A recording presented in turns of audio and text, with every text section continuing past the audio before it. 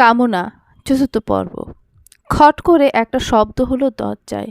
সিদ্ধার্থ শুনেও যেন শুনল না সেই শব্দ। প্রায় 18 ঘন্টারও বেশি সময় ধরে নিজেকে আটকে রেখেছে সিদ্ধার্থ ওর স্টাডি রুমে। ঘড়ির কাঁটা জানান দিচ্ছে বেলা 12:10। সকালে অনিচ্ছা সত্ত্বেও তমালিকা অফিসে চলে গেছে। আজ ওর অফিসে একটা জরুরি মিটিং আছে। মিটিংয়ের দায়িত্ব তমালিকার ওপর। তমালিকা জানে সিদ্ধার্থ এমন করে মাঝে মধ্যে। কোনো বিষয়ে স্ট্রেস যখন ওর কাজ করে তখন সিদ্ধার্থ এমন বন্দি করে নেয় নিজেকে। তমালিকা তাও গত রাতে দূর দূর বুকে গিয়েছিল সিদ্ধার্থের কাছে। ওর কেন জানি মনে হচ্ছে একেবারে ঘটনা কোনো বড় বিষয় নয়। আনিয়ার কাছে জবাবে উত্তর মেলেনি। সব থেকে অবাক লাগছে মেয়েটার ব্যবহার। আনিয়ার গালে শুকিয়ে যাওয়া জল নজর এড়ায়নি তমালিকার। আনিয়াকে কলেজের গেটের সামনে ড্রপ করে দিয়ে তমালিকা অফিসে এসেছে। কয়েকবার ফোন করেছে সিদ্ধার্থকে, বাট ফোন নট রিচেবল বলে চলেছে। কালকে সিদ্ধার্থের সাথে হওয়া ওর ছোট কনভারসেশন তমালিকার মাথায় ঘুরপাক খাচ্ছে। সিদ্ধার্থ, প্লিজ আমার কথাটা শোনো। কেন এসেছো তুমি তমালিকা? আমি একা থাকতে চাই। একা? রিয়েলি সিদ্ধার্থ? আমাদের এতদিনের সম্পর্কের মূল্যায়ন তুমি এইভাবে করছো? কেন পালাচ্ছ আমার থেকে? আমি তো নিজের থেকে পালাচ্ছি। একটা বিক্ষিপ্ত মানুষ আমি। সিদ্ধার্থ, আমাকে কি কিছু বলা যায় না? গভীর চোখে তাকালো সিদ্ধার্থ তমালিকার দিকে। এমন গভীর দৃষ্টিতে কেঁপে উঠল তমালিকা। আমাকে তুমি কেন ভালোবাসো তমালিকা? থমকে গেল তমালিকা। এ এক অদ্ভুত প্রশ্ন। তমালিকা তো আগে কখনো ভাবেনি এই নিয়ে। সিদ্ধার্থকে কেন ভালোবাসে ও? এর উত্তর জানো না তুমি, তাই না? চমকে উঠল তমালিকা। সত্যি এর উত্তর ওর জানা নেই। মৃদু হাসল সিদ্ধার্থ। ওর হাসির মধ্যে লুকোনো বিষাদ চোখে পড়ল তমালিকার। আমাকে ভালোবেসো না তমালিকা? মানে কি বলতে চাইছো সিদ্ধার্থ? ছলছল চোখে তাকালো তমালিকা সিদ্ধার্থের দিকে। ও কিছু বলতে চাইছে কিন্তু কথাগুলো আটকে যাচ্ছে ওর। আমি একটু একা থাকতে চাই তমালিকা। একা শব্দটা এখনো ওর কানে বাজছে তমালিকার।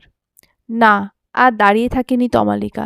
দরজাটা টেনে বেরিয়ে এসেছিল সিদ্ধার্থের রুম থেকে। Tamalika, are you ready? চমকে উঠল তমালিকা। ভাবনার বেড়াজাল কেটে বেরিয়ে এলো। কিংসুক স্যার ডাকছেন তমালিকাকে। মিটিং স্টার্ট করতে হবে। যাচ্ছি। প্লিজ তমালিকা, তুমি যাও। আমাকে একা ছেড়ে দাও। নরম হাত ছুঁয়ে আছে সিদ্ধার্থের কাঁধ। পাতলা টি শার্টের ফাঁক গলে কিছুটা জল সিদ্ধার্থের শরীরে গড়িয়ে পড়তে ফিরে তাকালো সিদ্ধার্থ। তুমি এখন? আজ আমাকে ফিরিয়ে দিও না। শব্দটার মধ্যে শত শত বেদনা চাপা পড়ে আছে। এই বেদনা অকিল স্বপ্নের মতো ছারখার করে চলেছে সিদ্ধার্থের হৃদয়। শুধু ওর বুকের ভেতর বেজে ওঠা মর্মধ্বনি শোনার মতো কেউ নেই। চারিদিকে শুধু অবিন্যস্ত বিচ্ছিন্নতার সুর। আজ এই পরিস্থিতির জন্য দায়ী কে? সিদ্ধার্থ নিজে? হয়তো ও নিজেই। যে সিদ্ধার্থ অপারগ ছিল নিজের অনুভূতি বুঝতে। অনুভূতি জীবনের কোনোদিনও হয়তো ও হতাশা, দুঃখ, কষ্ট এই অনুভূতি ছাড়া অন্য কোনো অনুভূতির ধার পাশে যায়নি। যে বয়সে মায়ের কোল, বাবার দেওয়া ছাদের প্রয়োজন তার কিছুই পায়নি ও। ভালোবাসা কি বোঝার চেষ্টা পর্যন্ত করেনি।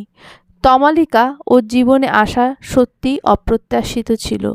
দিন শেষে জৈবিক চাহিদার মতোই ওরা কাছে এসেছে, কিন্তু সেই অনুভূতি প্রকাশ করতে পারেনি যেটা সর্বদা আনিয়াকে বুকের মাঝে জড়িয়ে ধরে পায়। তমালিকা ওর প্রতি যত্ন, ভালোবাসা কখনো সিদ্ধার্থ অস্বীকার করতে পারবে না, সেই মৃত্যুর আগে পর্যন্ত। কিন্তু আনিয়া ওর জীবনের সবচাইতে দামি। সিদ্ধার্থ যে আনিয়ারই। মেয়েটা যখন ওর বুকে মাথা দেয় সমস্ত দুঃখ, কষ্ট সব কিছু মিলিয়ে যায়। ওর শরীর মন একমাত্র এই অষ্টাদশী নারীর কাছে এসে মিলিত হচ্ছে। যখন মেয়েটাকে প্রথম দেখে তখন থেকেই একটা আলাদা টান অনুভব করে সিদ্ধার্থ। ধীরে ধীরে বুঝতে শিখেছে অনুভূতিগুলোকে। মেয়েটার রাগ করা, গাল ফোলানো, হাসি, কান্না সব কিছুতেই যেন সিদ্ধার্থ মিশে আছে। যখন থেকে বুঝতে পেরেছে সিদ্ধার্থ আনিয়ার ওর জীবনের সব কিছু, তখন থেকে আর লোকাতে পারেনি ওর অনুভূতিগুলো। মেয়েটাকে বুকের মাঝে আগলে যুগের পর যুগ পার করে দিতে পারে ও। ভালোবেসে সিদ্ধার্থ শুধু যে ওর আনিয়াকেই ভালোবাসে। আজ তবে কিভাবে ফিরিয়ে দেবে সিদ্ধার্থ ওর আনিয়াকে? পেরিয়েছে মুহূর্তরা, সব হয়তো শেষ। আনিয়া চলে যাচ্ছে, আর হয়তো পাবে না ওর মানুষটাকে। দাঁড়ালো আনিয়া, দাঁড়াতে বাধ্য। ওর হাত বাঁধা পড়েছে বলিষ্ঠ হাতের বন্ধনে। আনিয়া কিছু জানা বোঝার আগেই ও মিশে গেছে সিদ্ধার্থের বুকের গহনতায়। ওর চোখের জল মিশে যাচ্ছে সিদ্ধার্থের শরীরে, আরও গভীরভাবে মিশিয়ে নিল আনিয়াকে। ঝরা পাতার মতো খসে পড়ছে পরনের অন্তিম পরিধানটুকু। তৃষ্ণার্ত পিপাসিত দুই নরনারী অসীম আশ্লেষে পান করে চলেছে অধর সুধা। আনিয়ার হাত শক্ত করে জড়িয়ে ধরেছে সিদ্ধার্থের মাথা। একটা সময় পর হাঁপিয়ে উঠেছে আনিয়া। দুই ওষ্ঠদ্বয়ের কিছুক্ষণের বিরাম ঘটলেও সিদ্ধার্থ থেমে নেয়।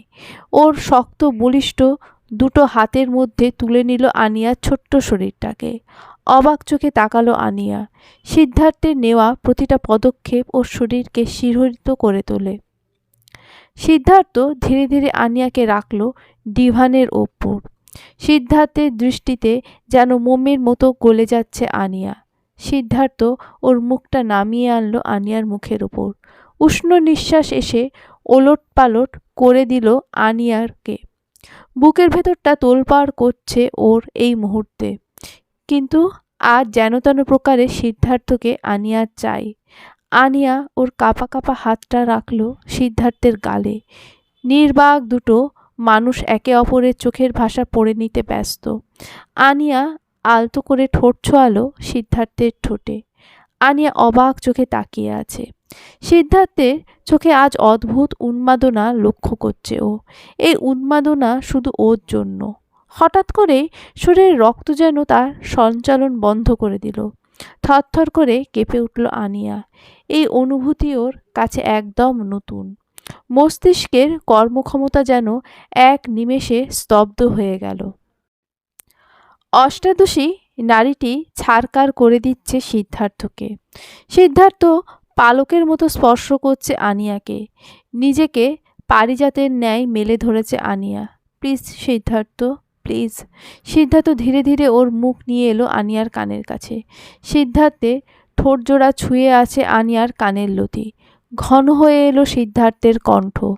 আমার হয়ে থেকো শুধু। এই সিদ্ধার্থ যে শুধু তার আনিয়াকেই চাই। ভালোবাসি আনিয়া, ভালোবাসি তোমাকে। তোমার আর আমার মধ্যে কেউ আসবে না। কাল, শুধুমাত্র কাল পর্যন্ত সময় দাও। সব ঠিক করে দেবে তোমার সিদ্ধার্থ, সবটা। সিদ্ধার্থের কথা শেষ হওয়ার আগেই আনিয়া প্রাণপণে আঁকড়ে ধরল সিদ্ধার্থকে। আনিয়ার শরীরে আদুরে স্পর্শে পাগল করে দিচ্ছে সিদ্ধার্থকে। অষ্টাদশী নারী ছারখার করে দিচ্ছে সিদ্ধার্থকে। আজ যেন ওদের আদর বেগ পেতে চাইছে না। আদরে আদরে মোমের মতো গলে যাচ্ছে ওরা। আদর কখনোই মাত্রাতিরিক্ত নয়। যত্নে আদরে ভরিয়ে দিচ্ছে সিদ্ধার্থ ওর আনিয়াকে। আর যদি আনিয়ার প্রতি ওর ভালোবাসা, ওর আদর কামনার নাম নেয়, তাও সয়ে নেবে ও। কিন্তু আনিয়ার থেকে দূরত্ব সহ্য করার ক্ষমতা ওর মধ্যে বেঁচে নেই। আজ সিদ্ধার্থ শুধুই ওর আনিয়াকেই চায়। সিদ্ধার্থ, সিদ্ধার্থ। মেয়েলি আওয়াজে সিদ্ধার্থের নামটা নিয়ে চলেছে কেউ। ঘোলা চোখে পাতা খোলা অবিরাম চেষ্টা চালিয়ে যাচ্ছে সিদ্ধার্থ। আধখোলা চোখের সামনে একটা মুখ যেন ওর কাছে এগিয়ে আসছে। ওর অবচেতন মন টের পাচ্ছে। Siddhartha, are you listening? ওঠো, তমালিকা? হন্তদন্ত হয়ে ডিভানের ওপর উঠে বসল সিদ্ধার্থ। তমালিকা, তুমি এখানে? সিদ্ধার্থের উস্কো খুস্কো চুল, মুখের ক্লান্তি থাকলেও গতকাল যেমন বিধ্বস্ত ছন্নছাড়া দেখাচ্ছিল তেমন লাগছে না। তমালিকা অবাক চোখে তাকালো। গতকাল থেকে সিদ্ধার্থ নিজেকে এই ঘরের মধ্যে বন্দি করে রেখেছে, কিন্তু ওর মধ্যে সেই হতাশা ভাব আর নেই। প্রচণ্ড উৎফুল্ল দেখাচ্ছে মুখটা। সব থেকে অবাক করছে সিদ্ধার্থের ওকে তমালিকা নামে ডাকা। বিস্মিত চোখে তাকালো সিদ্ধার্থ। মিনিট দুয়েক সময় ধরে চেয়ে রইল তমালিকার দিকে। ওর মস্তিষ্ক ভেবে উঠতে পারছে না এই মুহূর্তে তমালিকা এখানে কি করছে। এখনই তো ওর কাছে আনিয়া ছিল, ওর কাছে, ওর বুকের মধ্যে শুয়েছিল মেয়েটা। বারংবার সীমাহীন আদরে আনিয়ার ক্লান্ত শরীরটা ঘুমের জায়গা খুঁজে নিয়েছিল সিদ্ধার্থের মুখের মাঝে। বহুদিন পর একটা নিশ্চিন্তের ঘুম নেমে এসেছিল সিদ্ধার্থের চোখে। কিন্তু আনিয়া কোথায় গেল? সিদ্ধার্থ ইতস্তত চোখে তাকালো চারিদিকে। তাহলে কি স্বপ্ন দেখছিল ও? কিন্তু সিদ্ধার্থ এখনও নিজের শরীরে স্পষ্ট অনুভব করতে পারছে আনিয়ার গায়ের মিষ্টি গন্ধটা, অনুভব করতে পারছে নিজের শরীরে আদরের মিষ্টি অনুভব। চারিদিকে তাকেও কোথাও দেখতে পেল না আনিয়ার উপস্থিতি। সিদ্ধার্থ, আমার কথা শোনো। এখন এই মুহূর্তে সিদ্ধার্থে শুধু আনিয়াকেই চায়। মেয়েটাকে দু চোখ ভরে দেখতে চায় সিদ্ধার্থ। তবে তমালিকাকে সবটা জানাতে হবে। কিভাবে শুরু করবে বুঝে উঠতে পারছে না ও। কিন্তু আজ এই মুহূর্তে সব কিছু বলবে সিদ্ধার্থ তমালিকাকে। ও যে দোষী, তমালিকার দোষী। নিজেকে সেই দোষ থেকে মুক্ত করতে পারবে না সিদ্ধার্থ। সিদ্ধার্থের সমস্ত ভাবনা বালির বাঁধের মতো ভেঙে পড়ল। সিদ্ধার্থ, আনিয়া ওর ঘরে নেই। কি কি বলছো তুমি? আমার আনিয়া কোথায়? প্রচণ্ড উৎকণ্ঠায় ভরা সময়, তবুও কথা কানে গেছে তমালিকার। আমার আনিয়া। কিছু জানো? রিয়্যাক্ট করার সময় পেল না তমালিকা। তার আগে চোখের সামনে দিয়ে চলে যেতে দেখল সিদ্ধার্থকে। আনিয়া, আনিয়া! সিদ্ধার্থ ক্রমাগত ডেকে চলেছে। তমালিকা অনুভব করতে পারছে সিদ্ধার্থের ব্যাকুলতা, উদ্বিগ্নতা। কিন্তু এই উদ্বিগ্নতা ওর জন্য নয়, আনিয়ার জন্য। বুকের ভেতরটা যন্ত্রণা করে উঠছে। ঘরের প্রতিটা কোণা খুঁজে বেড়াচ্ছে সিদ্ধার্থ। পাগলের মতো লাগছে ওর নিজেকে। বারবার আনিয়ার নম্বরটা ডায়াল করে চলেছে, প্রতিবারই সুইচ অফ। আনিয়া! বুকের মধ্যে হাহাকার শুনতে পাচ্ছে সিদ্ধার্থ। নিজের প্রিয় মানুষটাকে হারিয়ে ফেলার হাহাকার ধ্বনি। ধপ করে আনিয়ার ঘরের মেঝেতে বসে পড়ল সিদ্ধার্থ। ওর হাতে ধরা একটা কাগজ। চোখ জোড়া লাল বর্ণ ধারণ করেছে। একটা কথাও বলছে না। তমালিকার মনে হলো সিদ্ধার্থের গায়ে হাত ঠেকালেও শুকনো পাতার মতো ঝরে পড়বে। সিদ্ধার্থ! সিদ্ধার্থের হাত থেকে কাগজটা নিল তমালিকা। ভয়ঙ্কর কাঁপছে তমালিকা। কাগজটার উপর লেখা কতগুলো শব্দ। কিছু মানুষের চলে যাওয়াই ভালো, ভালো থেকো তোমরা। ডক্টর মালিক, পেশেন্টের অবস্থা ক্রমাগত ডিটোরিয়েট করছে, বাঁচার আর কোনো আশা নেই। ডক্টর সাক্ষী, পুশ দ্য ইঞ্জেকশন, কুইক।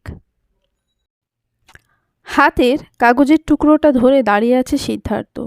সব কিছু যেন একটা স্বপ্নের মতো মনে হচ্ছে। বারবার কাগজের ওপর লেখা কথাগুলো পড়ে চলেছে সিদ্ধার্থ। থরথর করে কাঁপছে ওর সর্বাঙ্গ।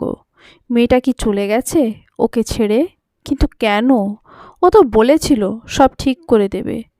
তাহলে কি ও জেনে শুনে শেষবারের মতো ওর কাছে এসেছিল মেয়েটা? সকলের চোখে ওদের এই সম্পর্ক কামনার নাম নিলেও ও যে পাগলের মতো ভালোবাসে আনিয়াকে। একবারের জন্য মেয়েটা ওর কথা ভাবল না? আর ভাবনার জায়গা নেই। ধপ করে বসে পড়ল মেঝের ওপর। তমালিকা হতবাক হয়ে দেখছে সিদ্ধার্থকে। মুখ ফ্যাকাশে হয়ে গেছে। কাগজের মধ্যে লেখাগুলো পড়ে একটা কথাই বুঝতে পারছে, আনিয়া চলে গেছে, ওদের বাড়ি ছেড়ে চলে গেছে।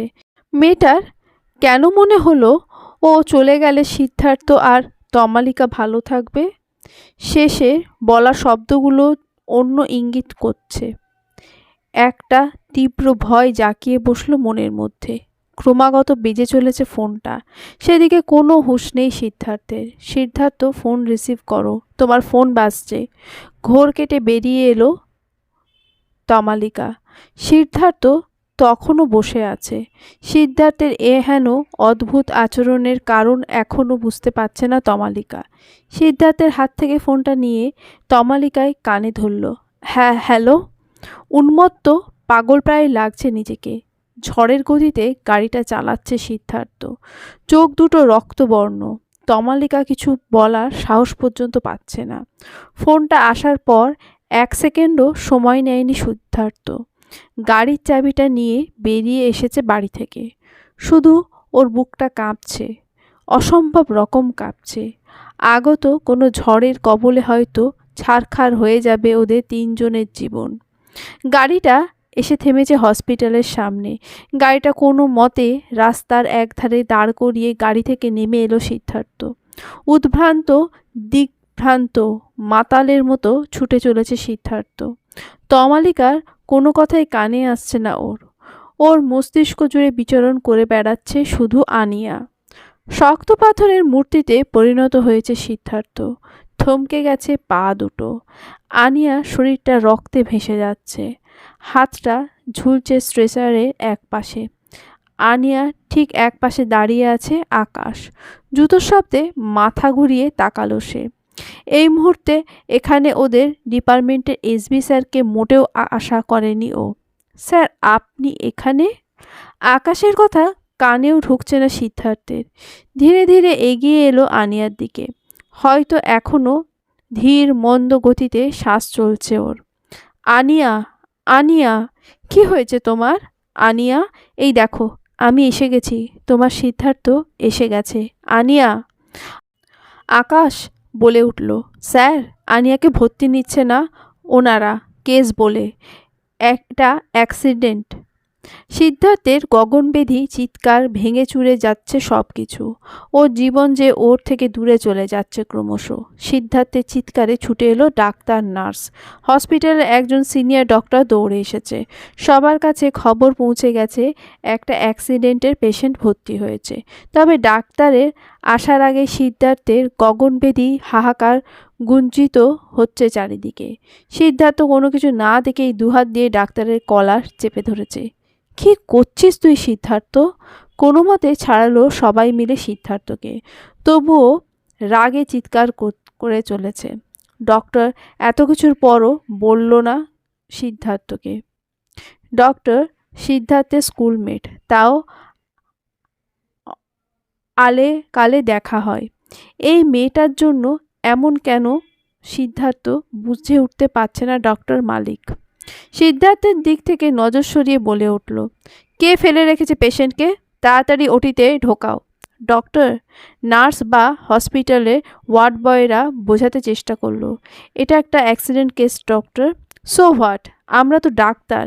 কী জন্য জয়েন করেছি হসপিটালে? যা হবে তার দায়ভার আমি নেব। ইমিডিয়েট ওটিতে শিফট করো। It's my order. আনিয়ার রক্তাক্ত শরীরটা স্ট্রেচারে করে নিয়ে চলে যাচ্ছে। ক্রমাগত মিলিয়ে যাচ্ছে আনিয়া। হাতে রক্ত, ভারী শরীরটা আর বইতে পারছে না সিদ্ধার্থ। ধপ করে হাঁটু গেড়ে বসে পড়ল হসপিটালের ফ্লোরে। একটা তীব্র চড় এসে পড়ল সিদ্ধার্থের গালে। ওর ঠিক সামনে দাঁড়িয়ে আছে তমালিকা। তমালিকার 2 চোখে ক্রোধ, হতাশা, বিশ্বাস ভঙ্গের তীব্র প্রতিক্রিয়া। চোখ দিয়ে গড়িয়ে পড়ছে জলরাশি। মাথা নিচু করে দাঁড়িয়ে আছে সিদ্ধার্থ। কেন সিদ্ধার্থ? কেন? কেন এমন করলে আমার সাথে? আমার চোখে, ঠোঁটে, গালে তোমার স্পর্শ লেগে আছে। বারবার নিজের মুখে গালে পাগলের মতো হাত বুলাচ্ছে সিদ্ধার্থ। আজই তো মেয়েটা ছিল ওর সাথে, ওর কাছে। তবে কি সত্যি মেয়েটা ওকে ছেড়ে চলে যেতে চেয়েছিল? নিজের অব্যক্ত অনুভূতিতে আজ মনের মধ্যে দফন করে রাখতে নারাজ সিদ্ধার্থ। অনুভূতিরা বাঁধ ভেঙেছে। গলা ফেড়ে চিৎকার করে উঠল সিদ্ধার্থ, আনিয়া, আনিয়া। কেন? কেন? আমার ভালোবাসে কি কমতি ছিল? কেন? পাগলের মতো ভালোবেসেছি তোমাকে। তবে আজ কেন?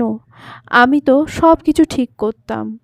সিদ্ধার্থের মুষ্টিবদ্ধ হাত দিয়ে জোরে ফ্লোরে আঘাত করল। রক্তাক্ত হৃদয় কনকনিয়ে উঠল।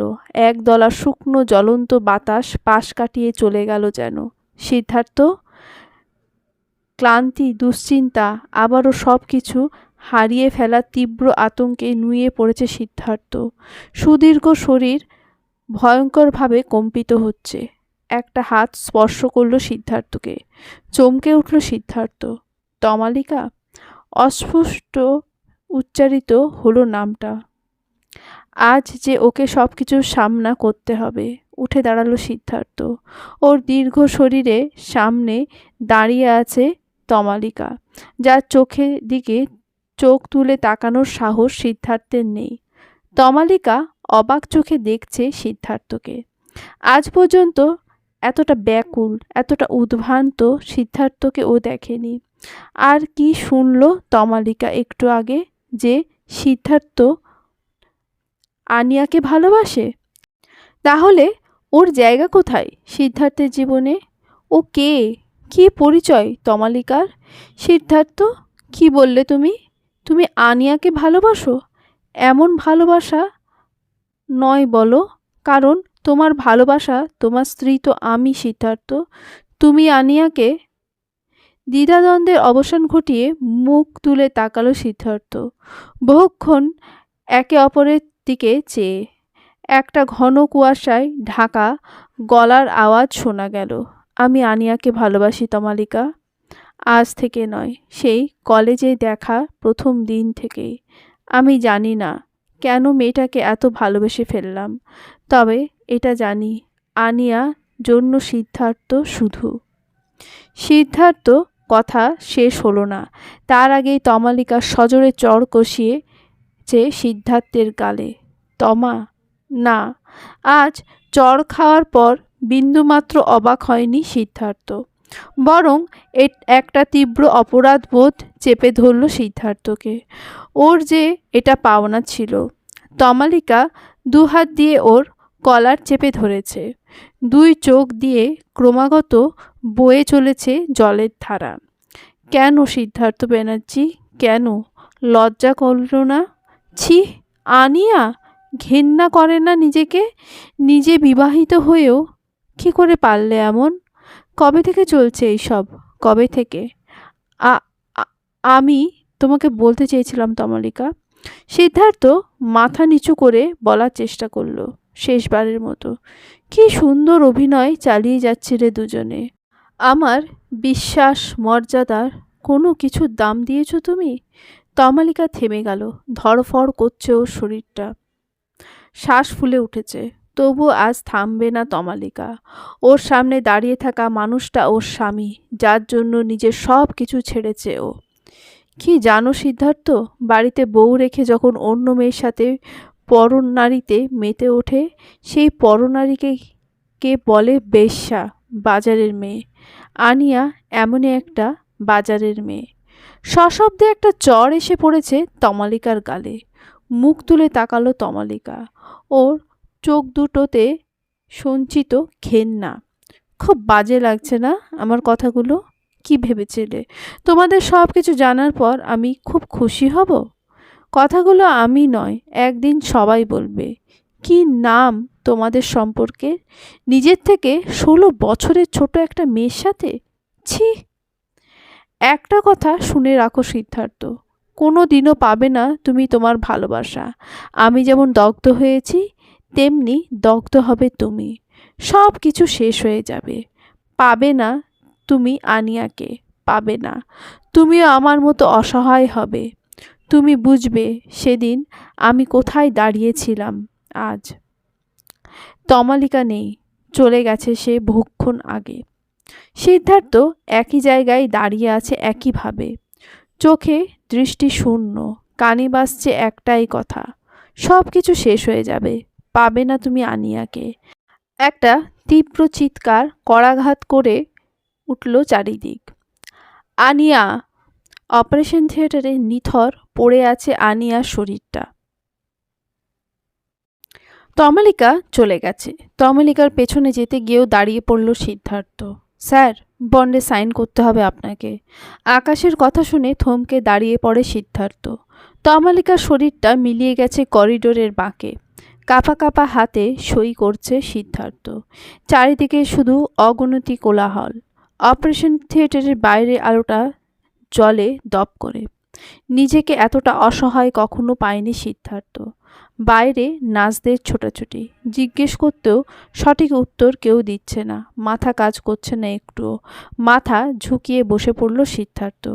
একটু একটু করে অনেকটা সময় পার হয়ে গেছে। পরপর সমস্ত ঘটনার সাক্ষী আকাশ।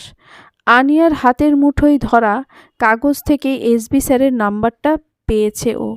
তখনও জানে না আকাশ এই নাম্বারটা ওদের ক্লাসের এসবি স্যারের। ওদের বড়ই কাছের মানুষ। ওদের আইডল এসবি স্যারই আনিয়ার কাছের মানুষ। তবে ওনার নিজেরও তো একটা সংসার আছে। আনিয়া ওর বন্ধু। হয়তো ওর মনের মধ্যে কিছুটা দুর্বলতাও ওর ছিল। তবে আনিয়া মনে কেউ আছে ও জানতো। এর আভাস আনিয়া ওকে আগেই দিয়েছিল। তবে সেটা যে ওদের এসবি স্যার ও জানতো না। এটা কি করেছে আনিয়া? এই দিন 10 আগে একটা গাড়িতে আনিয়াকে উঠতে দেখেছিল। ওই দিন আকাশ বারবার বলা সত্ত্বেও আনিয়া ওর বাইকে করে যায়নি। ও দেখেছিল সেদিন আনিয়াকে একটা 4 হুইলার গাড়িতে উঠে যেতে। ওর সামনে দিয়ে গাড়িটা বেরিয়ে যাওয়ার সময় এক ঝলক হয়তো এসবি স্যারকেও দেখেছিল ও। বিষয়টাকে নিয়ে প্রশ্ন করলেও আনিয়া এড়িয়ে গেছে। তারপর থেকে অদ্ভুত পরিবর্তন দেখতে পেয়েছিল ওর মধ্যে। মনের মধ্যে হাজারো প্রশ্ন থাকলেও আনিয়াকে কিছু বলা হয়ে ওঠেনি। গতকাল যখন আনিয়া ওকে ফোন করে তখনও আকাশ বুঝতে পারেনি এমন কিছু ঘটে যাবে। মেয়েটা শুধু একটা আশ্রয় চেয়েছিল। ওর ধরা গলা শুনে বুঝতে পেরেছিল কিছু তো ঘটেছে। দেরি করেনি আকাশ। দৌড়ে এসেছিল আনিয়ার কাছে। শরীর টলমল। মেয়েটার মুখ চোখের অবস্থা দেখে আঁতকে উঠেছিল আকাশ। ওকে রাস্তার ধারে দাঁড়াতে বলেই দৌড়ে গেছিল একটু জল আনতে।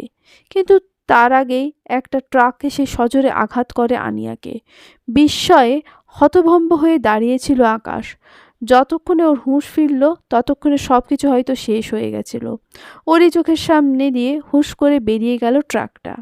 রাস্তার একপাশে নিথর পড়েছিল আনিয়ার শরীরটা।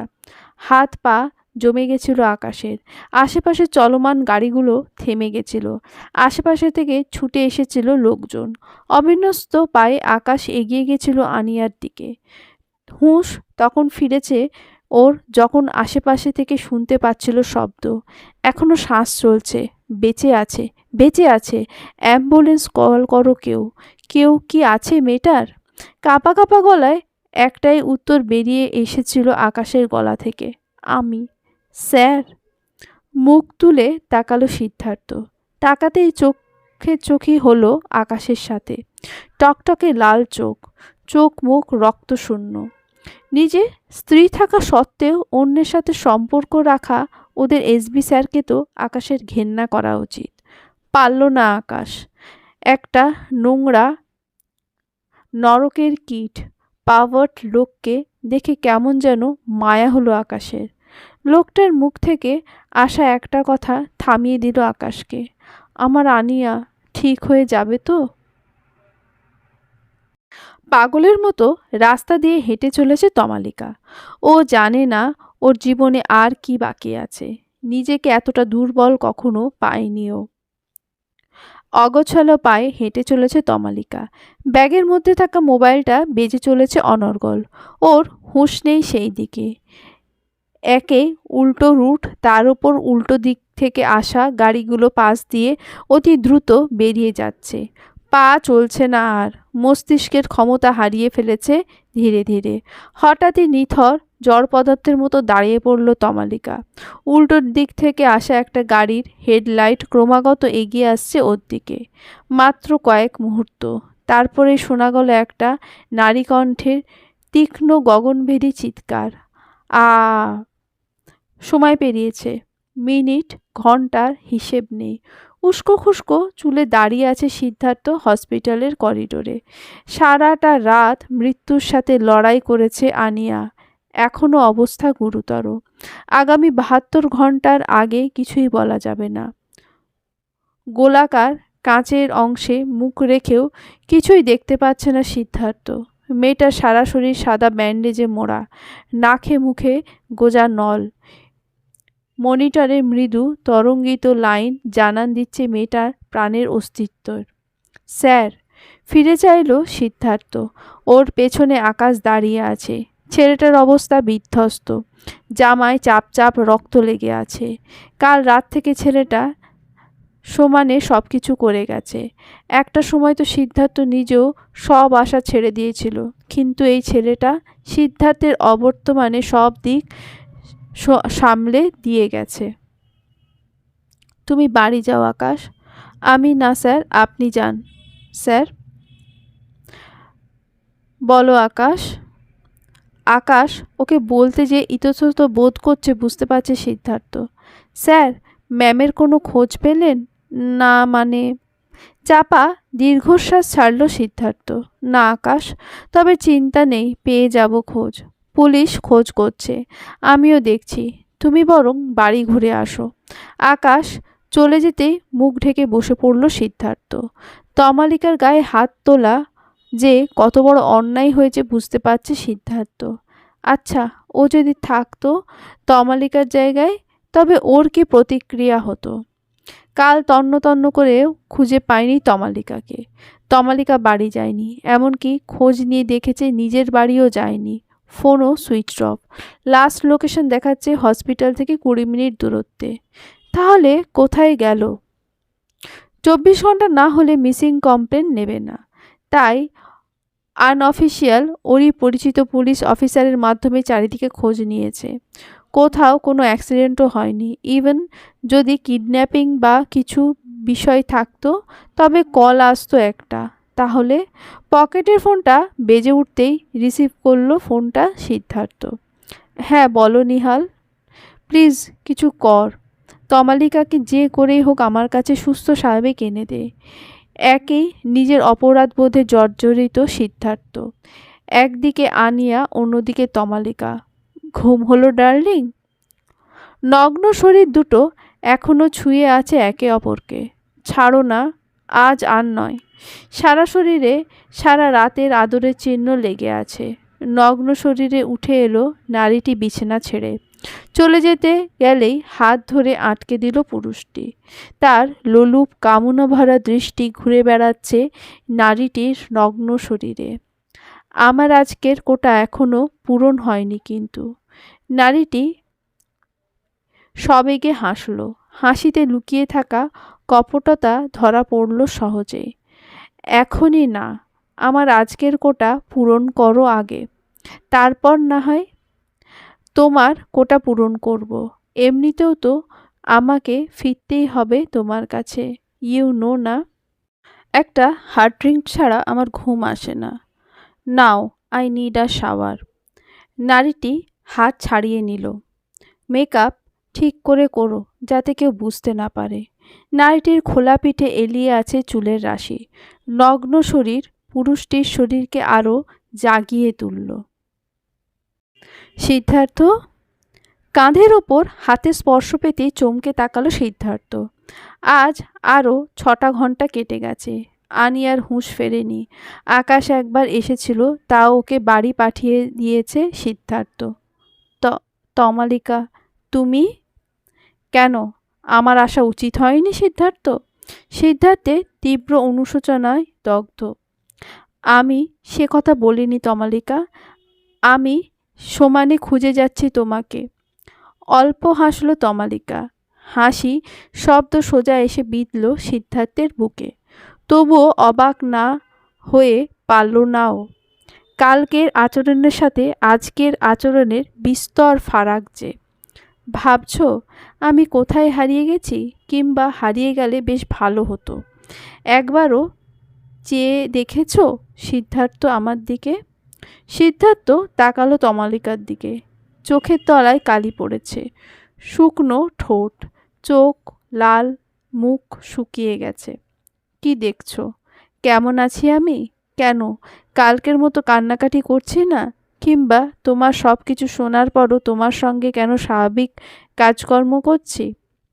কি জানো সিদ্ধার্থ, আমি তোমাকে ভালোবাসি, আর এই ভালোবাসার মধ্যে কোনো রূপ কমতি ছিল না। কিন্তু তুমি বেছে নিয়েছো আনিয়াকে। একটু বলবে সিদ্ধার্থ, কি কমতি ছিল আমার মধ্যে? সিদ্ধার্থ বলতে চাইল মায়ার। ও হারিয়ে যায় আনিয়ার মায়া ভরা চোখের দিকে তাকিয়ে। ভালোবাসে ও আনিয়াকে, ভালোবাসে খুব, কিন্তু দিতে পারল না উত্তর। চিন্তা নেই, তোমার আনিয়া সুস্থ হয়ে যাবে সিদ্ধার্থ। আবারও শব্দ বের হলো না সিদ্ধার্থের মুখ থেকে। জানি আবারও কোনো উত্তর আসবে না তোমার থেকে, তাই আমিই আজ বলতে এলাম, তুমি মুক্ত সিদ্ধার্থ, তুমি মুক্ত। তমালিকা নামক বন্ধন থেকে তুমি মুক্ত। খুব তাড়াতাড়ি ডিভোর্স পেপার তোমার কাছে পৌঁছে যাবে। প্রায় 48 ঘন্টা কেটে গেছে। দুটো দিন চোখ মেলে চায়নি আনিয়া। সিদ্ধার্থ বাড়ি ফেরেনি। বাড়ি ফিরে হবেই বাকি। ওর জীবনটা তো আইসিইউতে একটা বেডের উপর পড়ে আছে। চারিদিক নীরব নিস্তব্ধ। সিদ্ধার্থ কখনো ঘুমোয় আচ্ছন্ন হয়ে গেছে খেয়ালই নেই। ওর ঠিক পাশের দেওয়ালে হেলান দিয়ে ঘুমিয়ে পড়েছে আকাশ। আকাশকে আজ রাতে হাজারটা চেষ্টা করেও পাঠাতে পারেনি সিদ্ধার্থ। তবে না চাইতেও ক্লান্ত পরিশ্রান্ত আকাশ আর সিদ্ধার্থ দুজনেই ঘুমের দেশে পাড়ি দিয়েছে। সকাল থেকে আজ ক্রমাগত বৃষ্টি পড়ছে। সমগ্র হসপিটাল নিস্তেজ হয়ে পড়েছে। রাতের আকাশ জুড়ে সোনালি বিদ্যুতের ঝলকানি। মাঝে মধ্যেই মেঘ গুড়গুড় করছে। দুর্যোগের প্রকোপ ক্রমাগত বাড়ছে। যখন চারিদিকে শুনশান, আইসিইউয়ের দরজা ঠেলে প্রবেশ করলো এক ছায়ামূর্তি। মিনিট খানেক সময় পেরিয়েছে। হঠাৎই একটা চিৎকার চেঁচামেচির শব্দে ঘুমটা ভেঙে গেল সিদ্ধার্থের। ধরফরিয়ে উঠে হতভম্ব হয়ে দাঁড়িয়ে রইল। কিছুতেই মাথায় ঢুকছে না শব্দটা কোত্থেকে আসছে। হঠাৎই মনে হলো কেউ যেন ওর পাশ দিয়ে দৌড়ে পালালো। ততক্ষণে চিৎকারের শব্দে আকাশও জেগে উঠেছে। কি কি হয়েছে? আকাশের কথা শুনেও শুনতে পেল না সিদ্ধার্থ। ওর সমস্ত শরীর অবশ হয়ে গেছে। নজর স্থির সিইউয়ের দরজায়। একজন নার্স ক্রমাগত চিৎকার করে চলেছে। কেন এই চিৎকার বুঝতে মাত্র কয়েক সেকেন্ড সময় লাগলো। সাথে সাথেই দৌড়ে গেল সেই দিকে। সিদ্ধার্থ সিইউয়ের সামনে এসে দাঁড়িয়ে। ওর ঠিক পেছনে আকাশ। নার্স তখনও চিৎকার করছে, সিকিউরিটি সিকিউরিটি! কে ঢুকেছিল আইসিইউতে? আজ যদি পেশেন্টের কোনো ক্ষতি। কথা শেষ হওয়ার আগে উত্তেজনায় চিৎকার করে উঠল সিদ্ধার্থ, ম্যাডাম, আমার আনিয়া, আনিয়া কেমন আছে? কে ঢুকে এসেছিল? প্লিজ ম্যাডাম, আমাকে দেখা করতে দিন আনিয়ার সাথে। থরথর করে কাঁপছে সিদ্ধার্থ। ওর কাছে এখন আনিয়া ছাড়া কেউ ইম্পর্টেন্ট নয়। দেখা করতে দিন আমার সাথে, নয়তো আমি পুলিশ কমপ্লেন করতে বাধ্য হব। আপনাদের সিকিউরিটির এই অবস্থা! আমি আমি কথা আটকে যাচ্ছে সিদ্ধার্থের। ও শুধু একবার আনিয়াকে দেখতে চায়। স্যার প্লিজ এত হাইপার হবেন না। পেশেন্ট ঠিক আছে, টেনশন নেওয়ার কিছুই নেই। আসলে আমরা বুঝতে পারিনি কে ঘরের দরজা খুলে ঢুকে এসেছে। নার্সের কথায় আরও রেগে গেছে সিদ্ধার্থ। আরও কিছু বলতে যাবে তার আগেই ডক্টর চিৎকার করে উঠল, নার্স, এমার্জেন্সি! সিদ্ধার্থের পায়ের তলা থেকে যেন মাটি সরে গেল। ধপ করে বসে পড়ল ফ্লোরের ওপর। পারলাম না আমি কিংসুক, পারলাম না আমি ফেলিওর। বারবার হেরে যাচ্ছি, আমি হেরে যাচ্ছি। এত বড় একটা সুযোগ আমি হেলায় হারালাম। আজ সব কিছু ঠিক হতে পারত কিংসুক। কিংসুক আগরওয়ালের কাঁধে মাথা রেখে কেঁদে চলেছে তমালিকা। কিংসুক গাড়ির ভেতরে ড্রাইভারের সিটে বসে আছে। ওর চোখ মুখ অত্যাধিক পরিমাণে গম্ভীর। আমি মানা করেছিলাম তমালিকা তোমাকে, কেন তুমি কোনো কথা শোনো না? কিছু না হোক, সিসিটিভি ফুটেজে ধরা পড়েছে সব। এখন যদি তোমার হদিশ পেয়ে যায়, আর তোমার থেকে আমার। হঠাৎ কিংসুকের কান থেকে মাথা তুলে সোজা হয়ে বসলো তমালিকা। চোখ থেকে ক্রমাগত জল ঝরে পড়ছে। গাড়ির দরজাটা খুলে তমালিকা নামতে গেলে কিংসুক খপ করে হাতটা ধরল। কিংসুক, কোথায় যাচ্ছ তমালিকা? Tamalika, police station. কিংসুক, মানে? তমালিকা, মানে আমি নিজেকে স্যারেন্ডার করতে চাই কিংসুক। চলবে।